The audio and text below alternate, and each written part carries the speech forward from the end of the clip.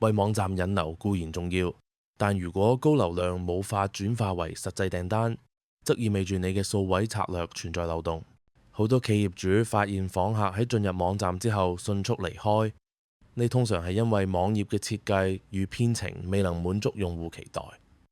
喺 Webcoast 嘅經驗中，導航混亂同加載速度緩慢係導致流失嘅首要原因。一個專業嘅網站必須能夠引導訪客直達目標，任何操作上嘅阻礙都會讓潛在客戶流向競爭對手。因此，優化用戶路徑係提升轉化率嘅基礎。支付流程嘅繁瑣亦都係常見嘅致命傷。喺我哋嘅 eShop 網店方案中，我哋強調整合 Stripe 或者 PayPal 等企業級支付工具，以確保交易過程嘅安全又快捷。如果客戶喺付款時遇到錯誤或需要填寫過多資訊，放棄購物車嘅機率將大大增加。透過參考我哋嘅網頁設計案例，你可以睇到成功嘅電商平台如何簡化結帳流程。此外， Webcoast 建議企業應定期檢查系統兼容性，確保每一個技術環節都能夠支持高並發嘅交易需求。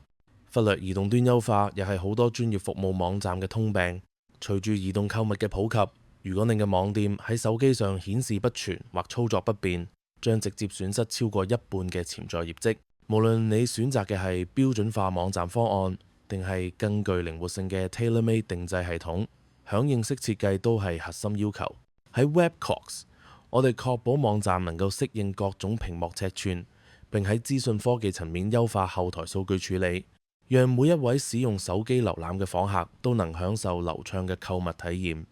最後，缺乏明確嘅行動，呼籲 CTA 同埋產品描述唔夠詳盡，亦會讓訪客感到猶豫。你可以前往關於我哋頁面，了解更多關於如何構建具備說服力嘅網頁佈局。如果你對目前嘅銷售數據感到不滿，請即刻聯絡我哋進行諮詢。透過 Webcoast 嘅專業診斷，我哋可以幫你揾出損害業績嘅5大錯誤，並提供針對性嘅解決方案，讓我哋協助你優化網店性能，將網站流量轉化為真實嘅利潤增長，實現長遠嘅電商成功。